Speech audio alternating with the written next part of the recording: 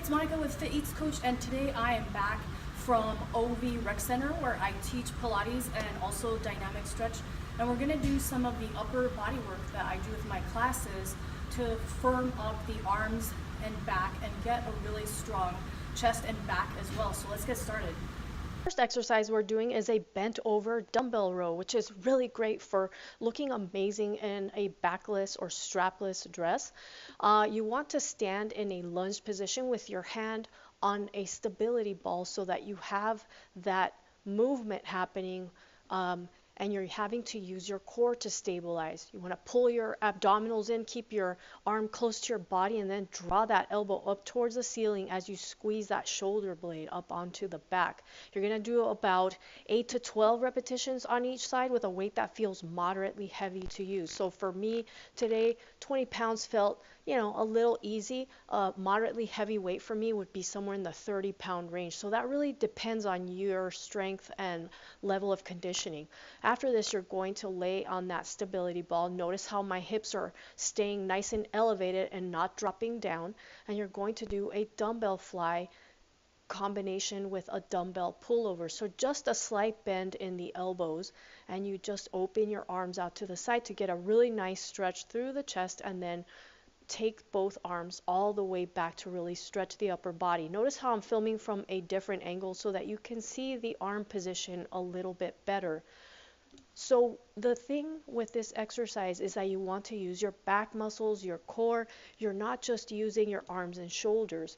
Once you do about 8 to 10 reps of that, you're going to go right into the tricep extension, which is the exercise that a lot of women really benefit from because they don't want the bat wings, the infamous bat wings that they always tell me about when they come into the gym. So this makes your arms look nice and toned without looking overly muscular, and it really makes your long sleeve tops and dresses fit so much better.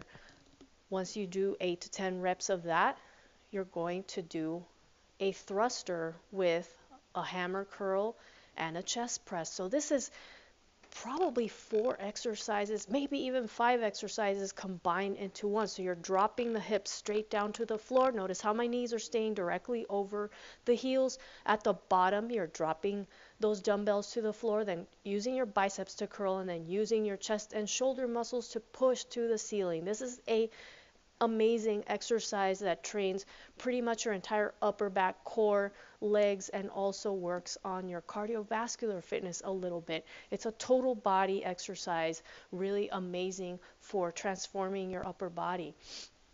Now, if you struggle with endurance, muscular or cardiovascular endurance on these exercises, one thing you can do is that you can do shorter rep sets. So let's say 4 to 5, then go to another exercise, then come back to the exercise, just like you're watching here. So I'm doing about 4 or 5 flies, then I'm doing 4 pullovers, and then I'm going to do 4 to 5 tricep extensions, and then I'm going to do 4 to 5 thrusters with hammer curls to chest press.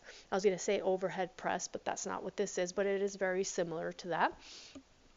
And then you just kind of repeat that over and over until you get the number of repetitions that you're supposed to do. So you're aiming for about 3 to 4 rounds of all this, about 8 to 12 repetitions on every exercise, really depending on your level of strength and conditioning at this point, and definitely using weight that feels really challenging throughout. You don't want to be struggling on the last few reps, but you want it to feel like work. You don't want to just be doing those little, baby weights that you see a lot of women doing that doesn't tone or strengthen the body. You have to use a substantial amount of weight, and don't worry about building gigantic muscles.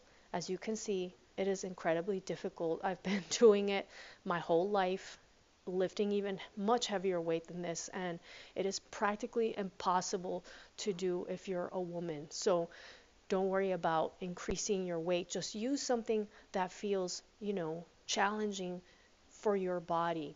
Now, once you've done all this stuff, about 3 to 4 rounds, you're gonna finish up with a stability ball push-up to a knee tuck.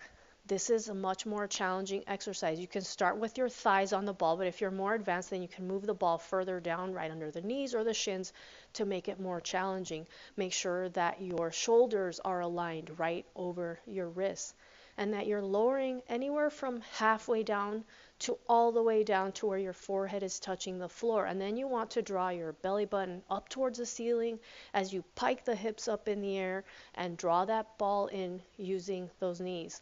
Notice how I'm keeping my abdominals nice and flat. So you've got to really pull those abdominals in.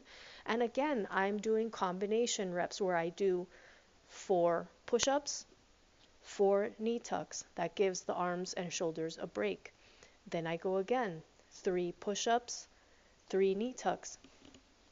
And then I'm going to repeat that again, 2 push-ups, 2 knee tucks, 1 push-up, 1 knee tuck. And that's how you get all your repetitions done without feeling like you're going to fatigue and just burn out. You don't ever want to be training to the point of fatigue. Guys, I hope this has been helpful. I will be back tomorrow with more exercises and tips to help you get your healthiest, fittest body this holiday season. Thanks so much for watching.